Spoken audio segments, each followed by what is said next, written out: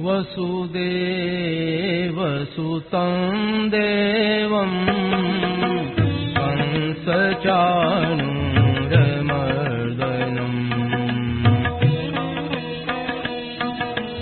देवकी परमानन्दं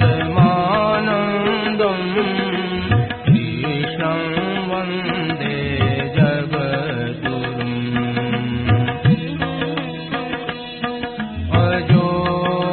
सन्नव्ययात्मा भूतानामीश्वरोऽपि सन्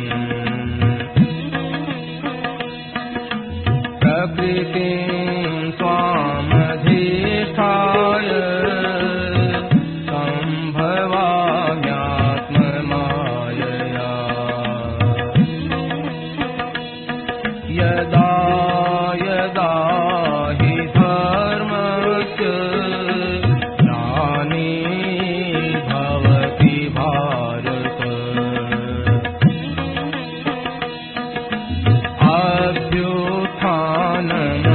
अभ्युत्थानमधर्मस्य तदात्मानं सृजाम्यहम् परित्राणाय साधूनां विनाशाय दुष्कृताम्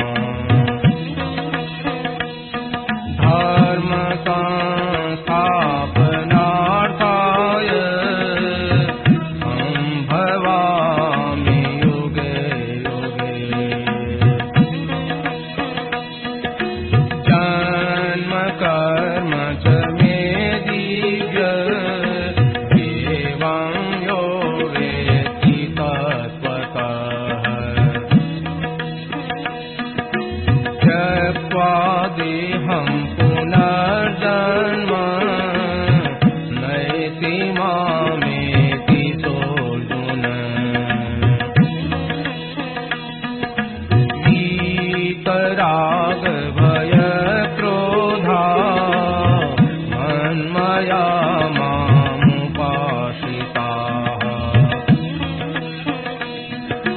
बहवो ज्ञानतपसा भूता मद्भावमागताः।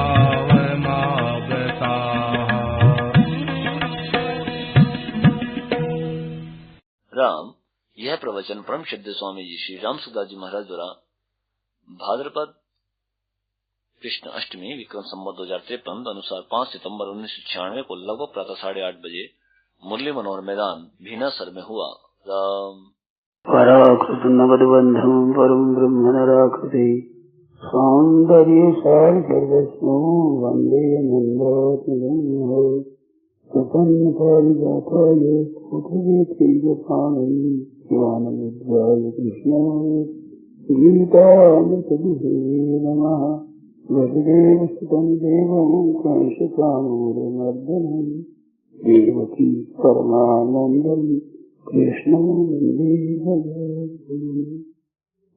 श्रीविभूषितकरान्नवनीरदाभात् पीताम्बराधर्मबिन्दफलादपुष्पवत् पूर्णेन्दुसुन्दरमुखाय जन्मनेत्रात् कृष्णात् परं किमपि तत्समात्मजाने। हरि ओं परमात्मने नमः। श्री गोविन्दाय नमो नमः। श्री गुरु शरणदेवाय नमः। महात्मने नमः। हरि नारायण नारायण नारायण। दुर्लभम त्रयमेवैतत् दैवानुग्रह हेतुकम् मनुष्यत्वं मुमुक्षुत्वं महापुरुष संशयः। 3 चीज बहुत दुर्लभ बताई है। 84 लाख जोड़ी में ये मनुष्य जन्म है, बहुत दुर्लभ है। 184 भुगतते बीत जात जुग 4। 84 लख 4 जुनी भुगते भुगते सतयुग त्रेपरा द्वापर कली 4 जुग बीत जाते हैं। और स्वर्ग और नरकों के भोग है वो फिर बाकी है, वो भोग तो बहुत समय लगता है। तो मनुष्य जन्म बहुत देरी से आता है। भगवान कहते हैं कि कभी करी करुणा नर देही देत ईश बिन हेतु स्नेही। बिना हेतु स्नेह रखने वाले प्रभु कभू करुणा करके कृपा करके मानव शरीर देते हैं। तो मानव शरीर मिला है ये भगवान की कृपा से है। आता है बड़े भाग्य मानुष तनु पावा, परंतु भगवान की विशेष कृपा होती है। भाग्य है, कर्म है, उन कर्मों से भी अगर भगवत कृपा से शरीर मिलता हो तो भगवत कृपा ही मुख्य विधान, कर्मों का विधाता भगवान है। तो भगवान की कृपा से मनुष्य शरीर मिलता है। तो ऐसा मनुष्य शरीर मिल जाए तो मनुष्य शरीर मिलने पर मेरा कल्याण हो जाए, ऐसी बात बहुत दुर्लभ है। पहला दुर्लभ मनुष्य शरीर, और मनुष्य शरीर मिलने पर भी मेरा उद्धार हो जाए, मेरा कल्याण हो जाए, मेरी मुक्ति हो जाए, मेरा तत्व ज्ञान हो जाए, जीवन मुक्त हो जाऊं, संसार से मेरा उद्धार हो जाए, सदा के लिए संपूर्ण दुखों से छूट जाऊं, परम आनंद परम शांति की प्राप्ति हो जाए, ऐसी इच्छा बहुत दुर्लभ है। मनुष्य बहुत से हैं परंतु सबकी ऐसी इच्छा नहीं है। तो दूसरी बात ये दुर्लभ है। और वो अगर प्राप्त हो जाए, मेरा कल्याण हो, उद्धार हो, परम तत्व ज्ञान हो, ऐसी इच्छा होने पर फिर वास्तविक संत महात्माओं का मिलना और भी बहुत दुर्लभ है। दुर्लभो मानुषो देह, बड़ा भारी दुर्लभ है। मनुष्यों को, जीवों को दुर्लभ। मनुष्य शरीर होने पर भगवान को प्यारे ऐसे परमात्मा के प्रेमी तत्व के जीवन मुक्त ऐसे पुरुषों का मिलना बहुत दुर्लभ है। इन बातों का अनुभव उनको है कि जिनके चटपटी लगी है कि परमात्मा की प्राप्ति कैसे हो, हमारा कल्याण कैसे हो, हमारा उद्धार कैसे हो, ऐसी जिनमें चटपटी लगी है उन पुरुषों को इस बात का अनुभव होता है कि भाई वास्तव में वहाँ महापुरुषों का मिलना बड़ा दुर्लभ है। तो आद्य शंकराचार्य स्वयं कहते हैं ये 3 चीज दुर्लभ। मनुष्य शरीर दुर्लभ, मनुष्य शरीर मिलने पर मेरा कल्याण हो, इसमें तत्परता से उत्कट अभिलाषा हो, ये दुर्लभ। और इतना होने पर भी महापुरुषों का मिलना दुर्लभ। उनका मिलन हो जाए तो फिर कल्याण में कोई संदेह की बात नहीं है। तो आज कलयुग में बहुत ही ज्यादा गड़बड़ी हो रही है, कली का प्रभाव है। ऐसे समय में जो आप लोग इतने इकट्ठे हुए हैं, उत्सव मनाते हैं, ये भगवान की कृपा है। ये हमारा उद्योग नहीं है। हमारा उद्योग कोई किया जाए कि हम परिश्रम करें कर लें, ये हाथ की बात नहीं है। ये कोई भगवान की कृपा हुई है। तो कृपा बहुत है भगवान की, बहुत विलक्षण। उस कृपा को मनुष्य समझ नहीं सकता है। जो जो समझ में आती है त्यों परमात्मा की तरफ चलता है, परंतु मनुष्य के उद्योग की बुद्धि से परे की बात है।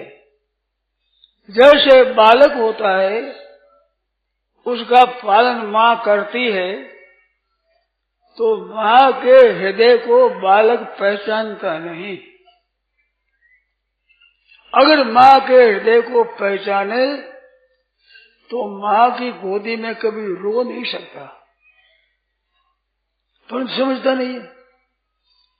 माँ की गोदी में रोता है तो उसको पूछा जाए, तेरे मूर्ख कहाँ हंसेगा, तेरे हंसने की प्रसन्नता की जगह कौन सी है?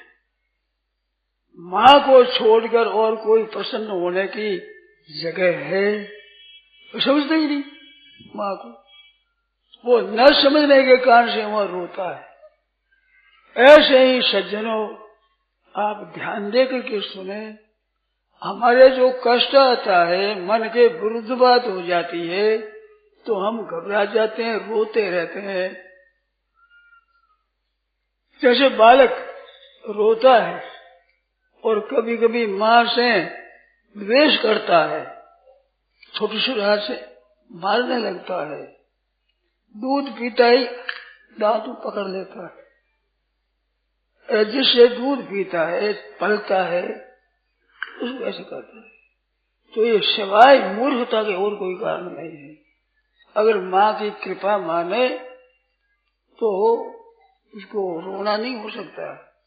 लालने ताड़ने मातुर नाकारुण्यम यथार्भके, जैसे प्यार करने में और मार देने में माँ की कृपा कम नहीं होती है।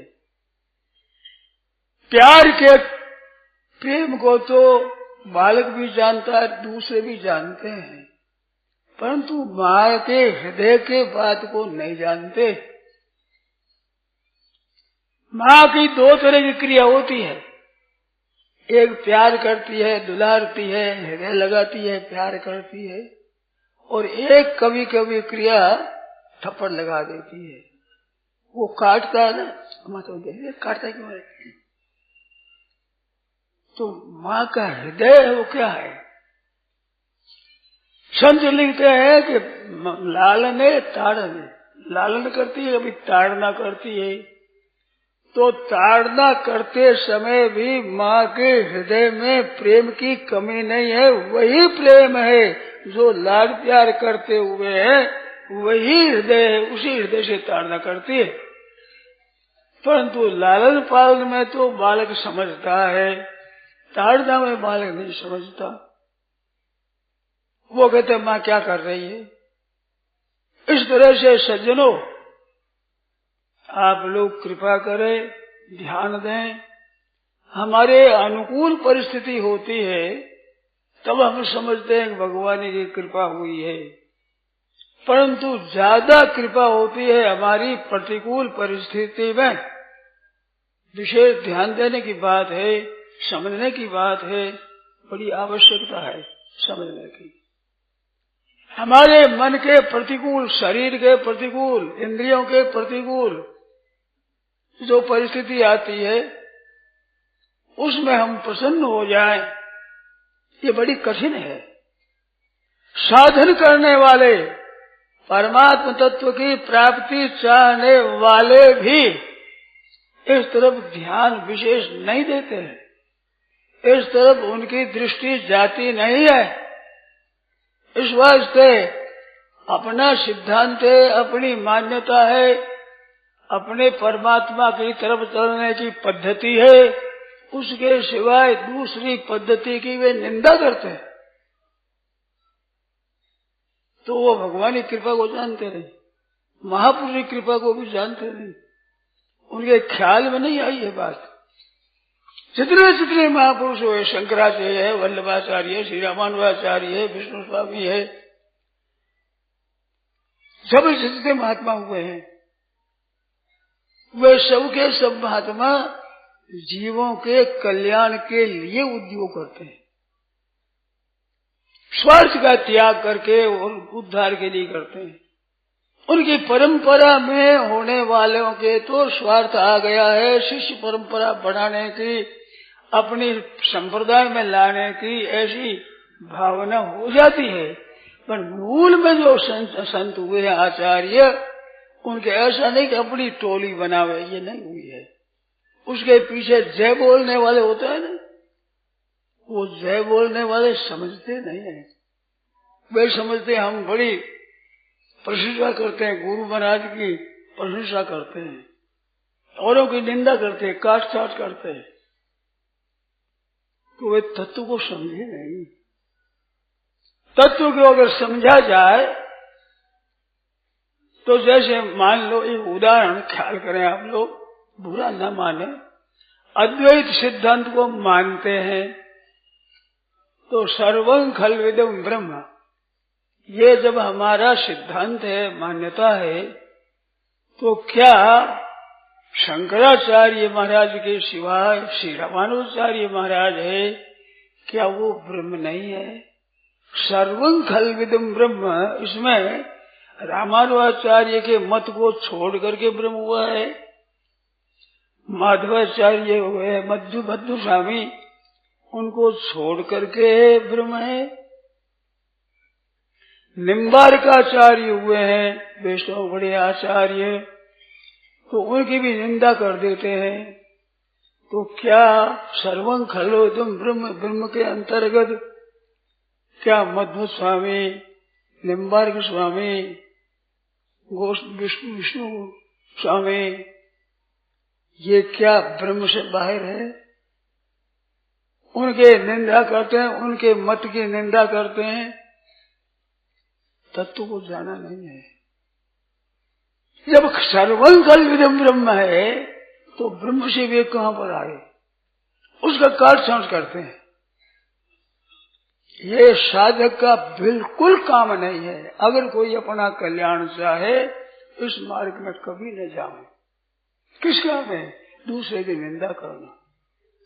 जो कल्याण मार्ग चलाने वाले, जीवों का उद्धार करने वाले महापुरुष हुए हैं, जिन्होंने अपना समय परमात्मा की प्राप्ति में लगाया है और जीवों का सबका उद्धार चाहते हैं, ऐसे आचार्यों की निंदा करना है बहुत बड़ा भारी अपराध है।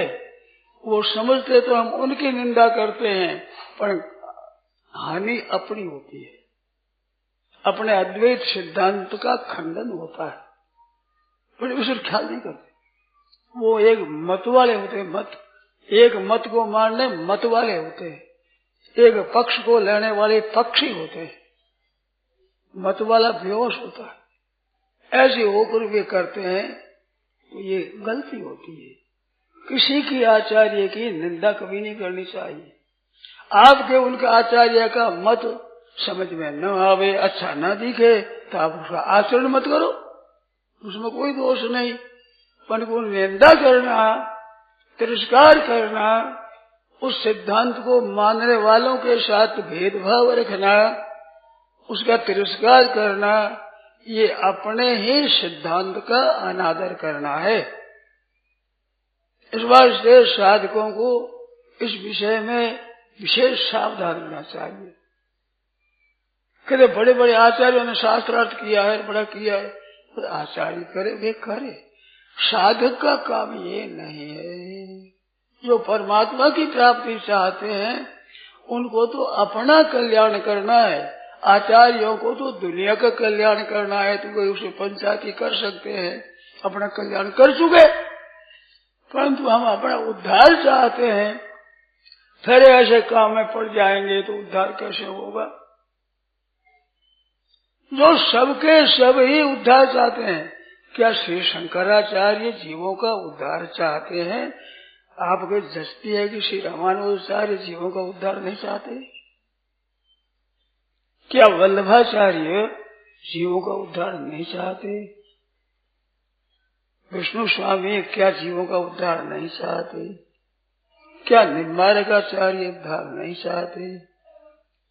क्या चैतन्य महाप्रभु जीवों का उद्धार नहीं चाहते? आपके जस्ती है ये बात?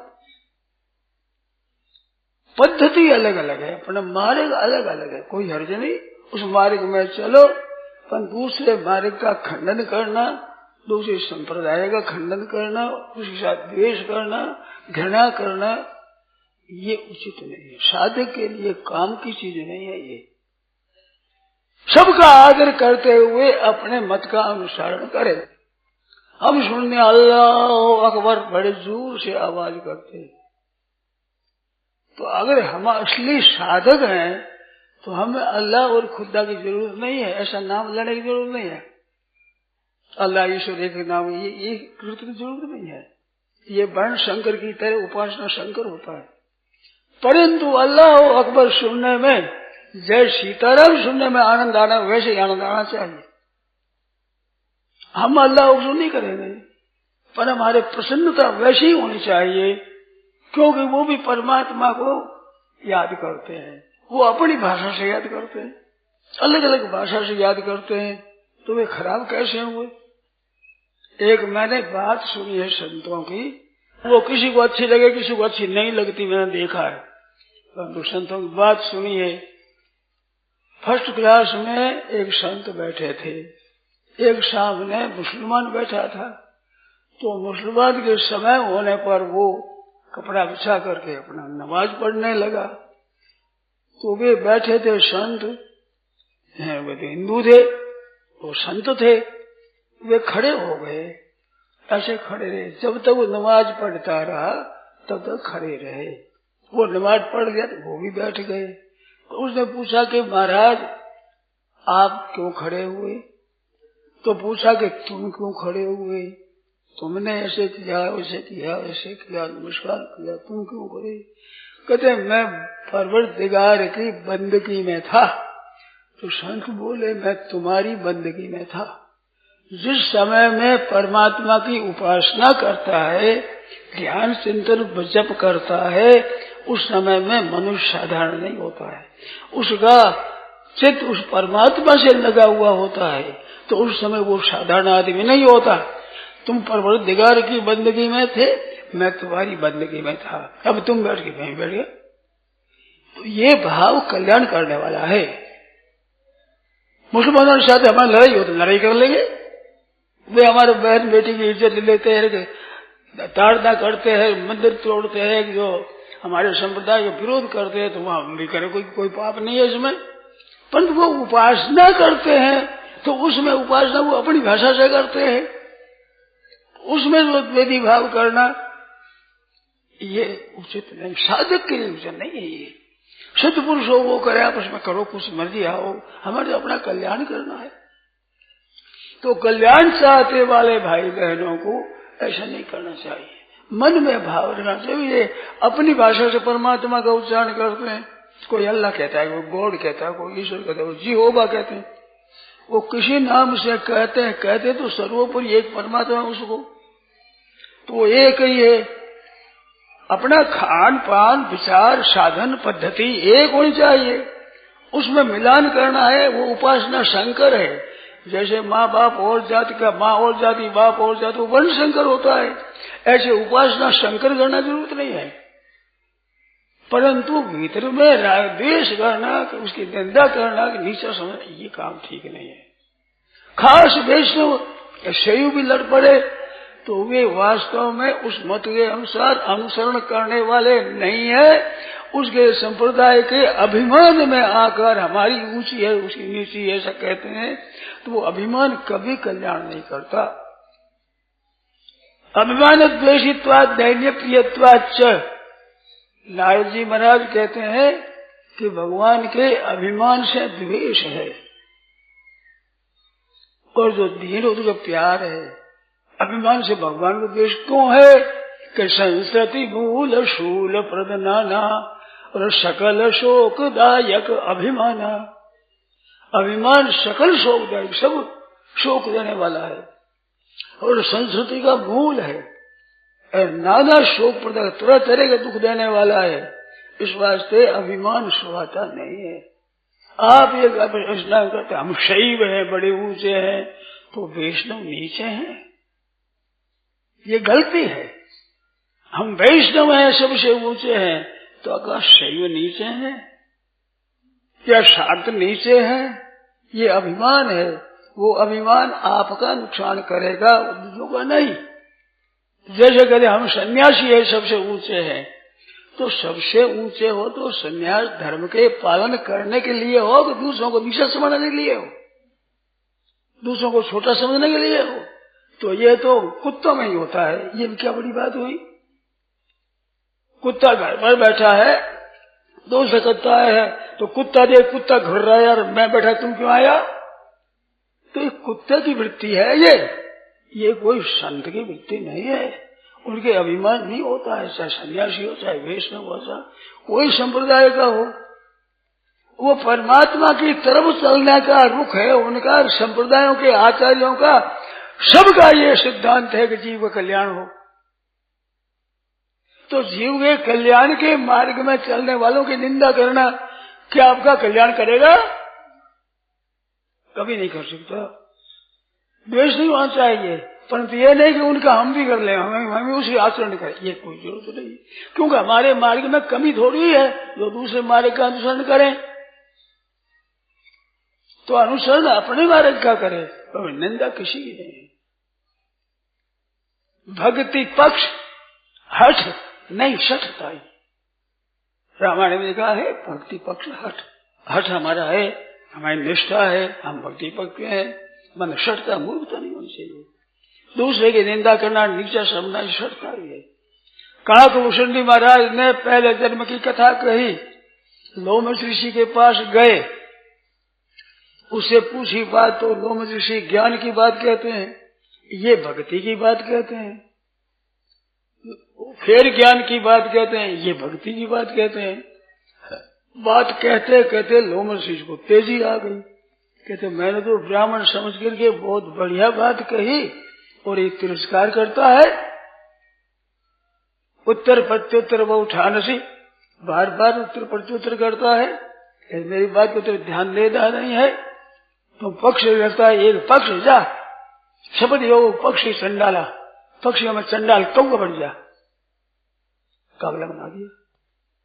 कागला बनाए तो नमस्कार किया। तो महाराज अब पैरों से जाते देरी लगती थी, अब उड़ करके बहुत जल्दी चला जाऊंगा, बड़ी कृपा की, नमस्कार किया। भय न दीनता आई, ना भय लगा ना दीनता आई, नमस्कार किया। काकभूषण विचार करते हैं, वो क्या रामायण में लिखा है कि उर प्रेरक रघुवंश विभूषण, ये ऋषि जो कह रहे हैं ये ऋषि का दूषण नहीं है। फिर रघुनाथ जी महाराज प्रेरणा करते हैं, उस प्रेरणा से ये कह रहे हैं। गुण माना और नमस्कार किया और जाने लगे तो बुलाया। काकभूषण जी को लोमश ऋषि ने बुलाया, बुला करके फिर भगवान रामचरित्र सुनाया, रामायण सुनाया फिर उसको, और बाल रूप का ध्यान बताया और वरदान दिया। हरे को नहीं मिलता ऐसा वरदान दिया कि जहां तुम रहोगे योजन 4 तक माया का कटक नहीं आएगा। तो वे कहते हैं कि भक्ति पक्ष हठ कर ही रहा हूं, हठ दिया मैं शटता ही नहीं। लोमश ऋषि को गुस्सा आया, वो गुस्सा नहीं आया, भक्ति पक्ष नहीं शटता ही। अब वो भी अल्लाह ईश्वर एक बता दिया, ये चीज नहीं है। वास्तव में हमारा पक्ष चलेंगे वो निंदा किसी की नहीं, तिरस्कार किसी का ही नहीं, मन उपासना शंकर नहीं। तो कहा तुम, वे कहते हैं कि भक्ति पक्ष हट कर ही रहे हूं और दिए महामुनि शाप, महामुनि शाप दे दिया। मन मुनि दुर्लभ बल पाए वो देखो भजन प्रताप, मुनियों को नहीं मिलता, हरे को तुम जहाँ आश्रम रहे वो योजन पर्यंत माया नहीं व्यापेगी, ऐसा पल किसी और नाम मिला। तो भक्ति पक्ष हट कर ही रहे, दियो महामुनि शाप, मुनि दुर्लभ बर पाए हूं देखो भजन प्रताप। भजन क्या?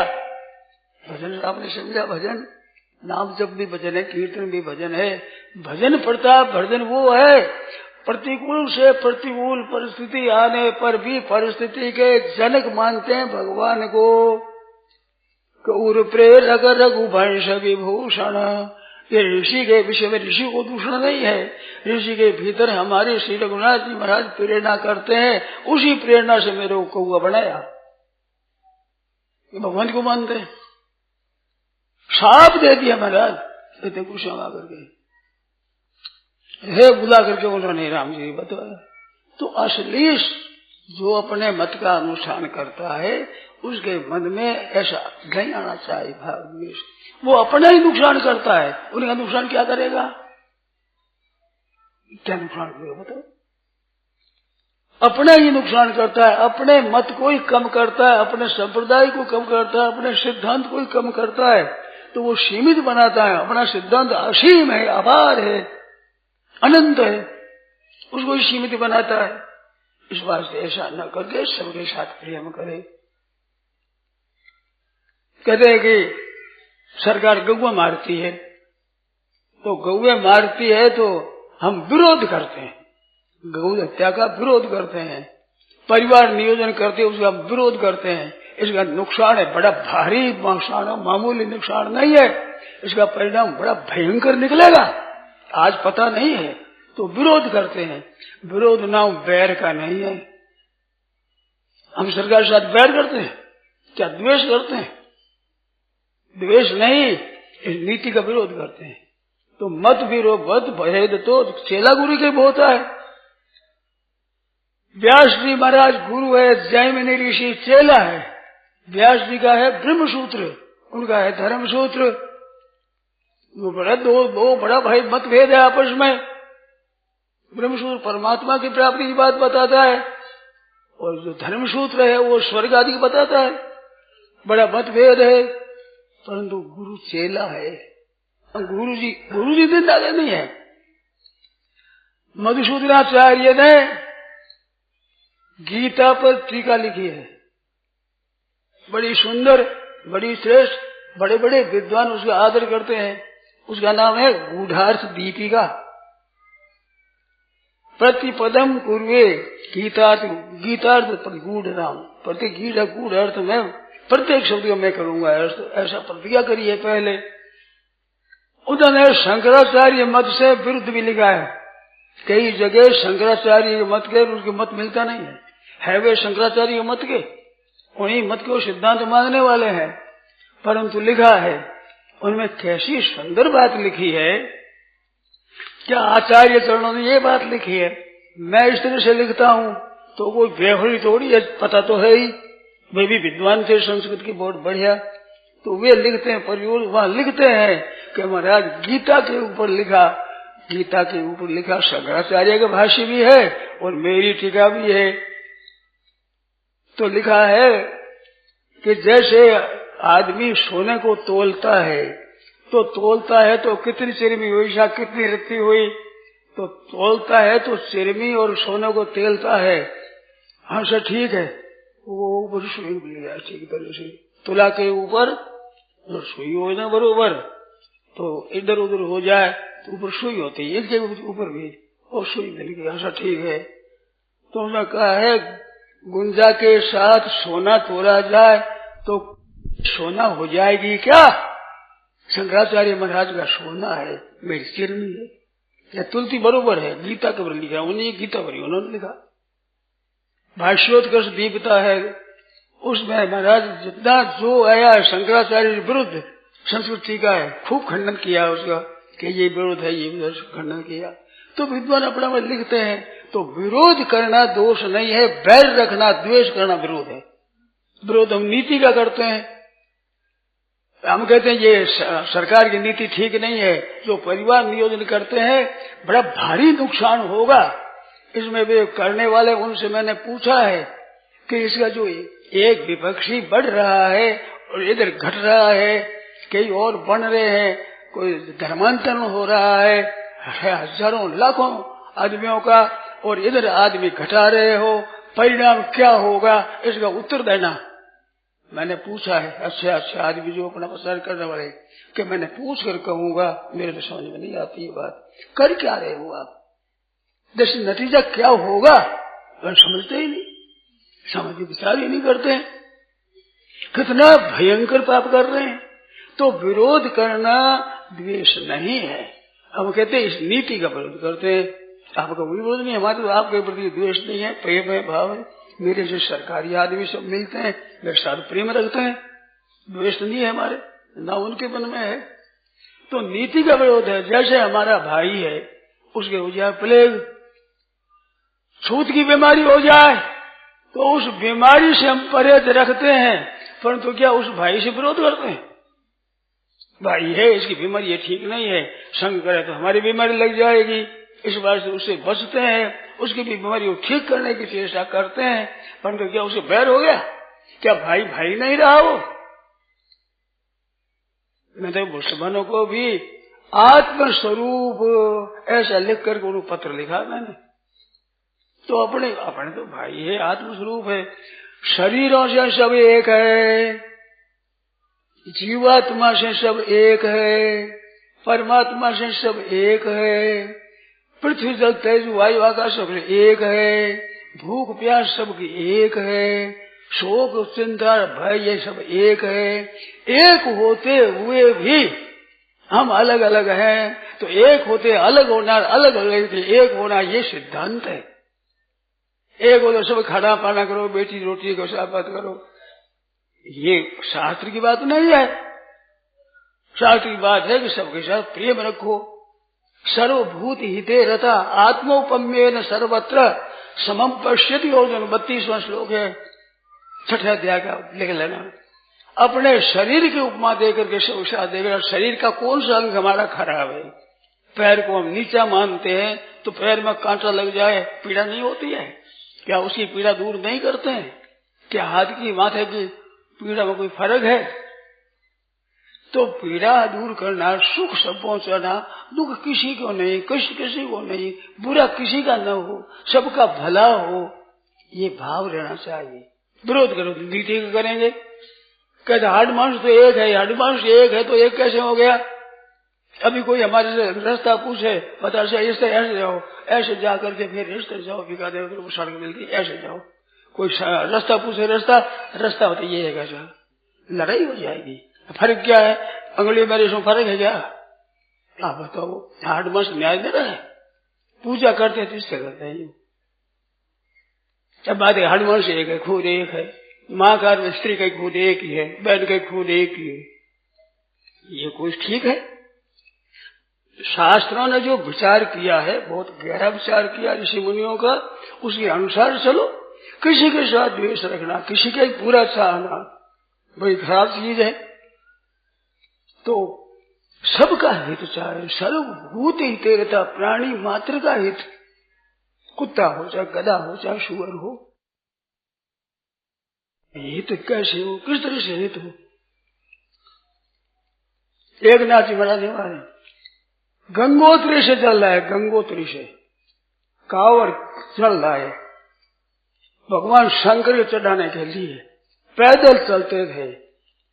वहां महाराष्ट्र की रेती में वहां गधा प्यासा मर रहा था, तड़फ रहा था, घाव में पड़ा हुआ, वो जल पिला दिया। विचार गुरु है, हिम्मत किसी की?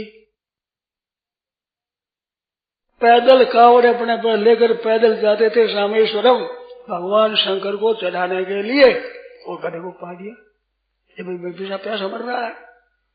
अब ज्ञादार शंकर एक है, परंतु ये मर रहा है, चलो कोई बात नहीं, शंकर फिर चढ़ाएंगे। शंकर के दर्शन हो गए महाराज। एक रबिया जात की मुसलमान थे, भूमदेश गए रबिया, धर्म हिंसा धार, मक्के दर्शन को चली आई दृष्टि अपार। तो रबिया थी वो, उसके बाप माँ मर गए तो ऐसी भटकती थी। तो एक धनी ने उसका पालन कर लिया। धन की भीतर की भावना खराब थी कि बड़ी हो जाएगी तो स्त्री बनाऊंगा, इसलिए उसका पालन किया, वो बड़ी हो गई। समय पाकर अवस्था तो सबकी होती ही है, ऐसी अच्छी अवस्था हो गई। तो उसकी बुरी दशा से वो गए, तो वहां जावे तो उनका भाव बदल जाए, 1 2 बार 3 बार गए, भाव ही बदल जाए वहां। तो उसके मन में आया कि भाई ये मामूली स्त्री नहीं है, ऐसा भजन करने वाली है, मुसलमान लड़की थी, भाव बदल गया। तो उसने फिर क्षमा मांगी और पैरों में पड़ा और कि आप परतंत्र मत मानो, मैंने पालन किया है, रक्षा की है, तो आप समझो कि मैं तो इनके परवश हूँ, मैं आपको स्वतंत्रता देता हूँ, आपकी मर्जी, यहाँ रहो जहाँ मर्जी हो। तो वहां से चली वो मक्का शरीफ चले गए, मक्के दर्शन जाऊंगी। तो चलती थी अकेली।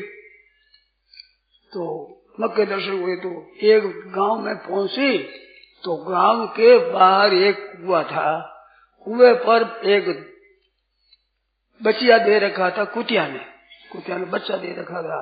वो वहां गई तो पेट चिपका हुआ यूं करे रही है। तो उसने समझा कि ये भूखी प्यासी है। अब प्यासी कहां से जल गए, बच्चों को छोड़ वो गई नहीं, वहां रोटी पानी कुछ मिला नहीं। उसे क्या थी, एक साड़ी थी पहनने के लिए और कोई वस्त्र नहीं था। तो वहां देख कुटिया को प्यासी, तो अपने केस खोस करके डोरी बनाई, अपनी साड़ी नंगी होकर के, जो जंगल था वो साड़ी पहुंचाई, जल में पहुंची, उसको गीली करके और लाए तो पावे किसमें, तो यूं बैठ गई, दोनों साथ पेट ऐसे ब्रिश में ऐसे छोड़ दिया, कुटिया लिख लिया पानी, फिर वो जाकर पानी डाल करके फिर लाई, फिर पिलाया गया। तो 2-3 बार में कुटिया तृप्त हो गई, तो जाकर बैठ गई। उसने अपने फिर साड़ी पहन ली, इसे पहन ली तो वहां पर एक गांव के पास पहुंची, तो वहां जंगल में एक कुटिया बना करके रही। तो वहां क्या हुआ कि वो मक्का शरीफ जाने लगी कि मक्का शरीफ दर्शन हो गया, वही उसी को वहीं मक्का शरीफ दर्शन हो गए। दर्शन हो गया तो उस गांव के बाहर रहने लग गई कि उन्होंने कुटिया बना दी, और लोगों को महिमा हो गई कि रबिया ऐसी है, प्रशंसा हो गई। तो कई फकीर जा रहे थे मक्का शरीफ, तो उन्होंने सुना कि ऐसे ही रबिया है, बड़ी भगत है परमात्मा की, ऐसे समझा।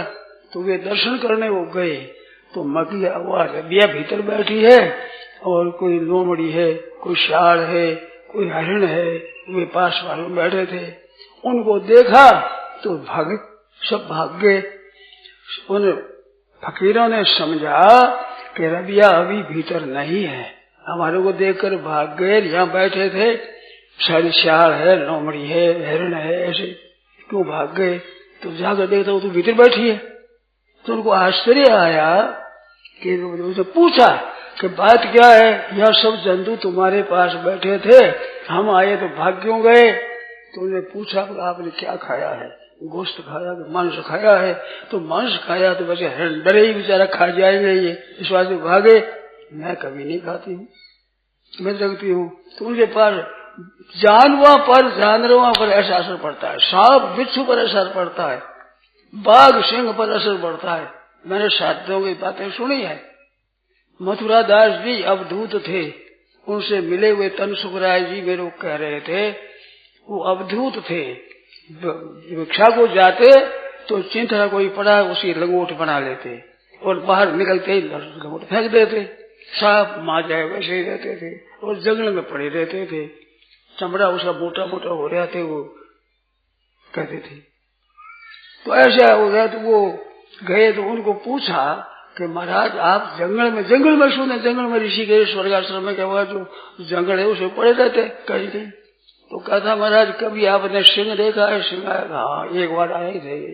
क्या हुई कि एक अंग्रेज आया था, उसने सिंह की शिकार की, तो सिंह के मार दिया। तो वह सिंहनी थी, वो दहाड़ रही जोर जोर से, रात्रि का समय था, मैं तो लम्बे पड़ा था अपने ऐसे ही। तो वो सिंहनी मेरी तरफ आ रही थी, तो मेरी तरफ आ रही थी तो विचार किया उसे खा जाएगी, अच्छी बचार उसके भोजन हो जाएगा। हमारे ख्याल से शरीर तो इधर जाएगा ही, किसी के भोजन हो जाए तो अच्छी बात। मैं तो पढ़ा रहा, सिंह पढ़ रहा, तो सिंहनी आते आते मेरे को देखा, तो मेरे को आगे सूंघा, मेरे को पूरे सूंघ करके, और फिर सामने ऐसे और बैठ गई। थोड़ी देर बैठ करके फिर चली गई। दहाड़ना बंद हो गया उसका, जो पहले चिल्लाती थी वो बंद हो गया और चली गई। तो संतों के दर्शन से उसका शोक मिट गया, चिंता मिट गई, और वो खाया तो क्या भाई वो भोजन हो जाएगा। तो ऐसा भाव है वे संत होते। ये बात कहनी तो सुगम है, परंतु काम पड़े तो पता लगे भाई। पर उपदेश कुशल वो तेरे, जे आचरित नरण घनेरे। आचरण में लाना है। तो वास्तव में हम न ला सके तो अपनी कमी समझे, परंतु आदर्श तो उसको सामने रखें कि ऐसी स्थिति हमारी होनी चाहिए। अगर हम साधु हुए, अधिक साधक हुए, तो हमारा उद्देश्य तो होना चाहिए कि हमारा उद्देश्य ऐसा होना चाहिए भाई, किसी तरह से सबका कल्याण हो, उद्धार हो, सबका हित हो। ये उद्देश्य तो ये कब होता है कि मनुष्यत्व मुमुक्षुत्व, मनुष्य बड़े बड़े मुमुक्षा नहीं है, और मुमुक्षा होने पर कोई संत नहीं मिले हैं, और संत मिले तो ऐसी स्थिति होनी चाहिए, और नहीं हुई तो संत मिले नहीं है। अगर मिल जाए तो भी संत बन जाएगा। पारस के छुआने से लोहा सोना हो जाए, पर उस सोने में ये ताकत नहीं है कि दूसरे लोहे को सोना बना दे। पारस और संत में बड़ो अंतर हो जाए, पारस और संत में बड़ा अंतर है। वो लोहा कंचन करे, वो करे आप समान। संत बढ़ जाए तो दूसरे को संत बढ़ा दे, दूसरे को। वो महाराज 500 की टकसाल दिख जाए, टकसाल। संत से जो संत बनेगा वो भी संत, उनके लोहा छुआ कंचन हो जाए, वो भी संत बढ़ जाए। ऐसे आदेश, ऐसा उद्देश्य अपना ऐसा चाहिए। ऐसे चल करके हम चले तो परमात्मा दूर थोड़ी है। घटघट व्यापक राम जी अति नेड़ा नहीं दूर, कपट तत्सिर से भजे तो सन्मुख हो जरूर। तो परमात्मा तो सब जगह परिपूर्ण है। हमारा भाव नहीं है, हमारी दृष्टि नहीं है, हमारा हृदय नहीं है, कमी ये है। प्रहलाद के पिताजी ने कहा था भगवान कहाँ है, तो कहते कहाँ है कहाँ नहीं है बताओ। आपकी धारणा में नहीं है, और सब जगह परमात्मा है, वो परिपूर्ण है, आपकी धारणा में नहीं है। और खड्ग में खम्भ में हाथ काटूंगा, कपक कट जाएगा। अभी खम्भ लगा सत्यम विधा तुम निज भृत्य भाषितम व्याप्त भूतेषु चात्मना। और सब जगह व्यापक रूप दिखाने के लिए भगवान खम्भा फाट कर प्रकट हो गए।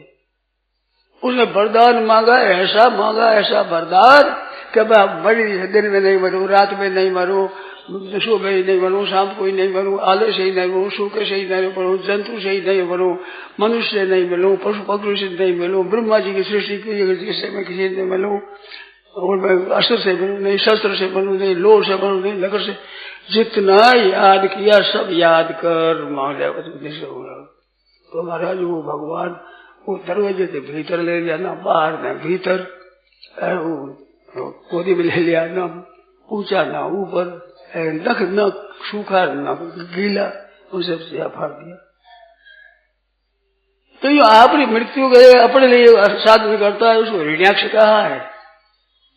अरे भगवान की उपासना करो, भगवान के लिए करो, अपने लिए करना चाहिए। मेरा कुछ जाए, मेरा उद्धार मेरा हो जाए, व्यापक पद राखो, सबका उद्धार है। सर्वे भवन्तु सुखिनः, सर्वे सन्तु निरामया, सर्वे भद्राणि पश्यन्तु मा कश्चित् दुःख भाग् भवेत्। और कहने के आ गई गौ रक्षा के बीच में कहा है, तो देखो आज तो समय कम रहा, फिर याद दिलाना। दूसरी बात आई है, एक प्रश्न आया है कि किसी के हाथ से गऊ बछड़ा बछड़ी कुछ गऊ मर जाए तो वो क्या करे, किस तरह से उसका उद्धार होगा। तो उसके लिए शास्त्रों की बातें मैंने सुनी है कि जो गाय मर जाती है वो गऊ के पूंछ को तो अपने गले में डाल दे और पैदल गंगा जी पर जाए और कहता रहे मैं गो हत्यारा हूँ, मैं गो हत्यारा हूँ। ऐसा कहता कहते गंगा जी जावे, गंगा स्नान कर ले, गो हत्या का पाप दूर हो जाता है। ये प्रायश्चित बताया गो हत्यारा। अरे गौओं की रक्षा करना है, सबकी रक्षा करना है। गोचर भूमि का जो हड़पते है उसका बड़ा भारी पाप लिखा है। ब्राह्मण का धन, साधु का बहन स्वास्थ्य का धन ये खा जाते हैं तो न विषम विषमित्या हो, ब्रह्मस्वम विषमुच्यते। विष का नाम विष नहीं है, विष है जो बहन स्वास्थ्य का धन खा जाए, संतों की और अच्छी पूंजी पुण्य की वो खा जाए, गौवा गोचर की भूमि पर कब्जा कर ले, उसको अपनी बना ले, वो इतना पाप लगता है। एक आकेनम विषम हंति, विष अकेले को मारता है। ये माते पुत्र पौत्र का बेटा पोता सब खत्म हो जाएगा, वंश नहीं रहेगा, वंश नष्ट हो जाएगा और बड़ा भारी पाप लगेगा। गौओं की भूमि है, ब्राह्मणों की भूमि है, इसे डरते रहना चाहिए भाई, बड़ी विचित्र बात है। इस वास्ते गौओं की रक्षा करो, गोचर भूमि की रक्षा करो। दूसरी बात एक आई है कि अब अभी हमारे यहाँ राष्ट्र ने, अपने जो सरकार ने विचार किया है कि सब लोग पढ़ जाए। बहुत ही बढ़िया विचार है कि सब साक्षर बन जाए, कम से कम चिट्ठी पत्री लिख ले, विचार कर दे, अपना विचार प्रकट कर दे, दूसरों का पढ़ ले। इतनी योग्यता सब होनी चाहिए, पढ़ाई ऊंची होनी चाहिए। तो ऊंची पढ़ाई वाले ऊंची पढ़ाई करे, जो व्याकरण पढ़े तो व्याकरण पढ़ावे, गीता पढ़े तो गीता पढ़ावे, शास्त्र पढ़े तो शास्त्र पढ़ावे। कम से कम ऐसा अपने अभियान हो जिसमें सब साक्षर बढ़ जाए, अक्षरों का ज्ञान हो जाए, केवल अपनी हिंदी का भी, और भी अंग्रेजी है, उर्दू है, मराठी है, कई तरह की भाषाएं हैं, कई तरह के अक्षर होते हैं, कई तरह की लिपि होती है, कई तरह की भाषा होती है। तो बहुत भाषाओं का ज्ञान करना अच्छा है, परंतु एक बात याद आ गई, भाषाओं का ज्ञान करना तो अच्छा है, आप अपना रहन सहन अपने जो वास्तव में अपनी मर्यादा है, उस मर्यादा के रहते हुए आप अंग्रेजी पढ़ते हो, तब तो आपने अंग्रेजी ली और आप अंग्रेजी में ढल गए, कोटन से पतलोन से धारण किया, माथे गोल टू गोल, गोल टोपी गोल जमाई, ऐसे हो गया, उसी भाषा में खान पान में लग गया। तो आपने विद्या ली नहीं अंदाता, आप बिक गए उस संस्कृति में। अपनी जगह रहते हो आप विद्या लेते तो आप विद्वान बनते, अरे उसी में ढल गए तो अपने आप को बिक्री कर दिया, आपने अपने को दे दिया। अपनी मर्यादा अपनी चीज रखते हुए आप अनेक देशों की विद्या का अध्ययन करो, भाषाओं का विज्ञान करो, उसके साथ व्यापार आदि संबंध रखो सब तरह से, पर अपनी भाषा को अच्छी रखे। एक शंकरानंद जी महाराज थे, मेरे से मिले, संस्कृति अच्छे विद्वान थे। वो जर्मनी में गए तो वो मैं जैसे रहता हूँ ऐसे धोती रखते लबन, और वो धोती ऊपर ओढ़ लेते थे। तो वहाँ जर्मनी में गए तो वो आए पढ़कर तो कहते थे, अब वो शरीर नहीं रहा उनका, वो कहते थे वहां गया तो मैंने वेश बदलना दी तो सब तिरस्कार करते, अपमान करते, इतनी रोटी पर धोते और ऊपर डाल दी थी उगाड़ा बंधन। तो कई दिन में रहा वहां, मैंने पढ़ाई की, जो वेदों के अंश वहां मिलते हैं अपने हिंदुस्तान में नहीं मिलते हैं, वही मैंने पढ़ाई की, पढ़ाई कर मैंने बदला नहीं, तो सब लोग मेरा आदर करने लगे, पक्का आदमी, ये सच्चा आदमी, आदर करने लगे। अरे उसी वेश में है तो मेरे को कहते उसको काम काट है। अपनी इस मर्यादा को रखते हुए आप अनेक काम करो, तो अपनी मर्यादा रक्षा करो। तो वो रक्षा कैसे होता है? अपनी वेशभूषा, अपनी भाषा, अपना वेश और अपना व्यवसाय, काम जो जिससे पता दे वो व्यवसाय, और अपनी रोटी और अपनी बेटी, इन 5 की रक्षा करने से आपके वंश की रक्षा होगी। वेशभाषा भी, भाषा वेशभूषा भी अपनी चाहिए। जैसे ब्राह्मण है, क्षत्रिय है, वैश्य है, शूद्र है, साधु है, ब्रह्मचारी है, गृहस्थ है, सन्यासी है, इनके वेश होता है अलग। अपना अपना वेश रखो, वही अपनी भाषा वही रखो, अपनी भाषा ज्ञान प्राप्त करो।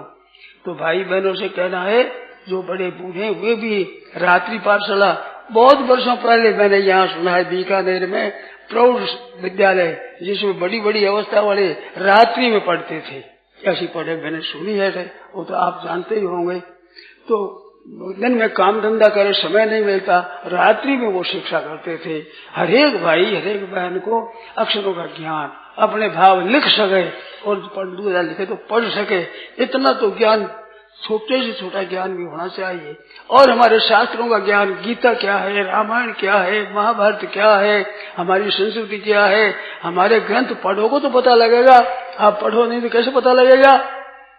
तो ऐसे बिल्कुल पढ़ाई करनी चाहिए। सब भाई बहनों से कहना है, बहनों को भी चाहिए महाराज, जिसमें बहनों में कई बहन मेरे मिली ऐसी पढ़ी हुई नहीं है, रामायण का पाठ करती है तो रामायण पर अंगुली रखती हुई पढ़ती है, रामायण पढ़ना आ गया, अक्षर पढ़ी नहीं है, रामायण पाठ आगे चले गौरी रघुराया ऋषिभों का पर्वत लहराया, तो वो देख देखती है अंगुली देखते रामायण पढ़ने लगे, वर्णमाला सीखी ही नहीं, रामायण पढ़ने लगे, लगन है वो पढ़ जाए।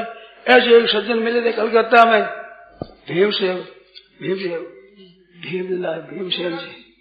भीमराज जी लूरिया अग्रवाल थे, अपने गोपाल जी महाराज ने माता, इनके मुनि थे वहाँ कलकत्ता में।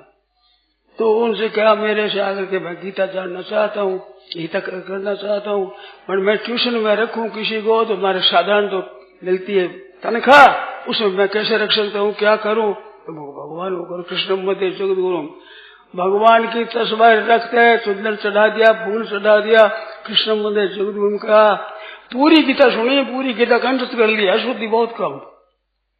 मारवाड़ी अक्षर आते हैं, हिंदी शुद्ध अपना नाम नहीं लिख सकते, जिन्होंने गीता पूरी करी, मैंने सुनी पूरी, वह बहुत पुरुषों की बात है, कोई 91-92 की बात होगा, समझ गई, बहुत देरी पुरानी बात। तो इस तरह से भगवान को याद करके आप पढ़ाई करो, गीता पढ़ सकते हो, रामायण पढ़ सकते हो, अक्षरों का ज्ञान तो कैसे पढ़ोगे? और जब हमारे ग्रंथ में नहीं पढ़ सकते तो आपको क्या पता लगे क्या होता है? इस वास्ते जरूर पढ़ाई करो और अपने गांव में प्रचार करो। यहाँ कई गांव में आए हुए हैं, उतने गांवों में जा नहीं सकता, पर आप अपने अपने गांवों में पढ़ाई का प्रबंध करो, प्रेरणा करो। इसमें सरकार भी सहमत है। आप करोगे तो सरकार मदद करेगी। सरकार ने कहा कि हम पुस्तकें देंगे, पढ़ने के लिए सामग्री देंगे, आदमी को भेजेंगे, फिर आपने गांव में मास्टर तैयार हो जाए, आप अपनी पढ़ाई करो ठीक तरह से। तो जितने गांव में आए हुए सज्जन है उनसे मेरा कहना है कि जरूर पढ़ाई करो, कम से कम अपने भाव लिख सके और लिखा हुआ अपनी भाषा में पढ़ सके, इतना तो होना ही चाहिए। विद्वान बनो, गीता के बनो, भागवत के बनो, कितनी बढ़िया बात है।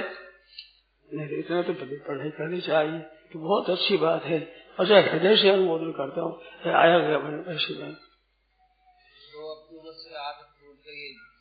ने विचार किया है, ये देशव्यापी 208 दूरतर 96 में जनता को जागृत करने की प्रचेष्टा है। तो आप सब मदद करो। सरकार करे तो सरकार तो आप ही हो महाराज, आप ही तो सरकार हो। सरकार कौन है? जिसको वोट में से दिया ऊपर तो सरकार हो गया। तो आप ही सरकार हो और आप ही सहयोग दो करेगा। अकेले सरकार में गए अकेले अफसर क्या करेंगे? मिलकर के तो होता है काम। इस बात से संघे शक्ति कलयुग युगे, कलयुग में संघ में शक्ति है। सब एकता करे तो बड़ी भाई ताकत है उसमें। तो सब भाइयों से बहनों से सबसे कहना है कि ये अच्छी तरह से आप करो। सरकार से मदद मिलेगी, पुस्तकों की मदद मिलेगी और तरह की मदद मिलेगी। इस वास्ते जरूर करो। नारायण नारायण नारायण।